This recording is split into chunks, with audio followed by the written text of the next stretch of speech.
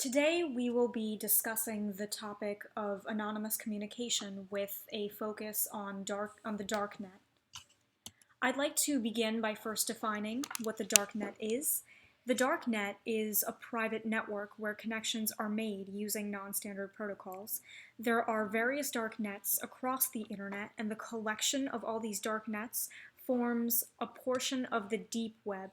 Now, the deep web, also known as the hidden web, is the portion of the World Wide Web that cannot be found or discovered through standard search engines. Now, darknets are different from your regular peer-to-peer networks because sharing is anonymous, meaning that IP addresses are not publicly shared or revealed. There are various uses for the darknet, the most common being that it is a marketplace for illegal firearms and recreational drugs and substances. It can also be a marketplace for stolen merchandise, such as credit cards. Two reasons that are a little less common are that it can serve as a platform for sharing copyrighted media files, and it can also serve as a common space for those that oppose the current political regime of their government to have a place to communicate. I will now turn it over to my partner who will provide a more technical overview of the process required in darknet communications. For a technical look at how darknets work, let's take a look at why they're required. As an example, we have Alice, and she wants to speak to her friend Bob. So she starts a link between them and sends across some data, in this case just the word hello. A problem arises, however, when Eve here listens in on their communication. She can see whatever Alice sends to Bob. This is clearly a problem when sensitive data such as passwords are sent over the link. A common way to resolve this issue is to use encryption. For example, Tor uses the RSA 1024 protocol, which would encrypt our word hello into this gobbledygook right here. RSA uses a public key and a private key to accomplish this. A public key is like a lock that can encrypt any information so that it can only be read by someone who has the private key. This is a very mathematically secure protocol that would take millenniums to brute force. Now, if we look back at our example over here, even if Alice encrypts her communication to Bob, if Eve is listening in on their link, she can see that Alice has been talking to Bob, and sometimes that can be just as dangerous as seeing the information that Alice sends to Bob. For example, if someone was living in a politically dissident regime and they wanted to speak to an American newspaper, they clearly wouldn't want that to be public knowledge. So let's take a look at how Tor works. Tor consists of a network of nodes that data is bounced around.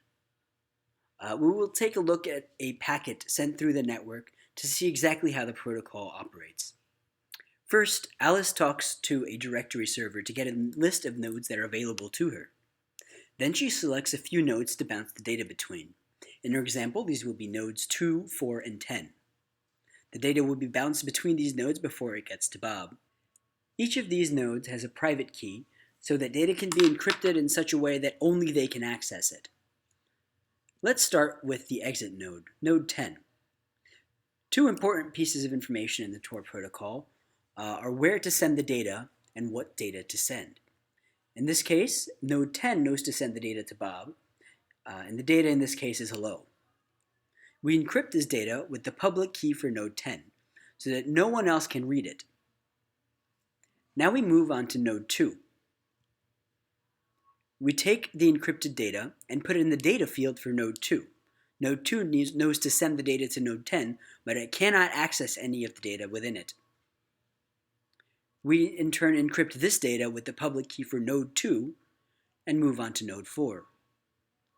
The same kind of operation takes place, except node 4 sends the data to node 2, and we encrypt this data with the public key for node 4.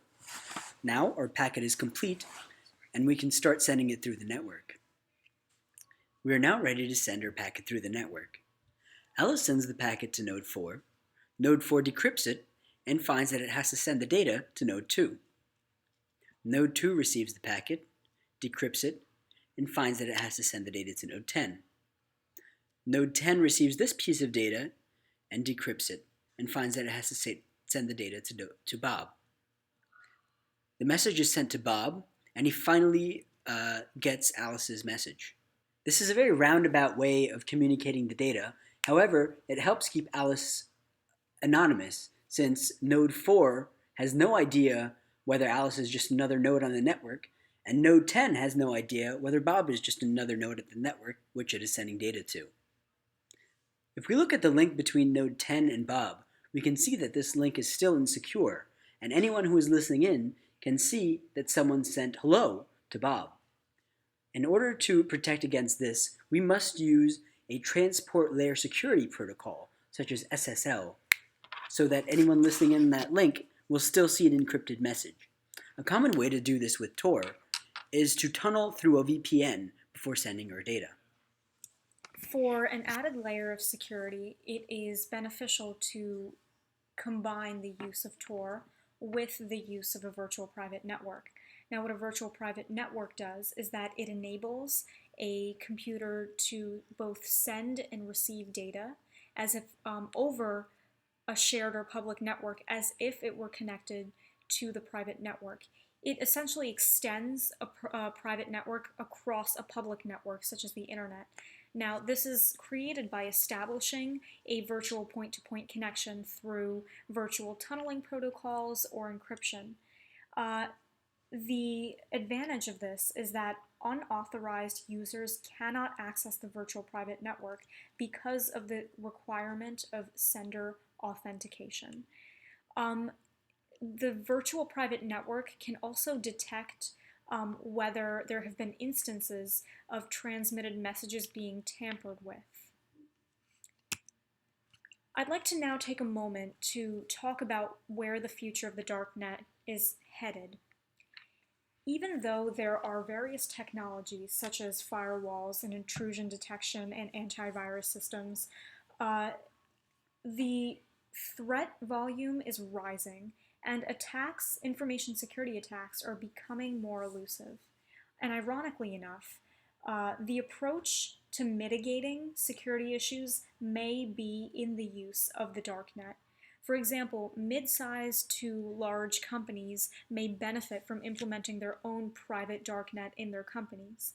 This is because the greater the number of users in a company, the more devices administrators have to manage. Therefore, the greater the need is for safer and more reliable network analysis.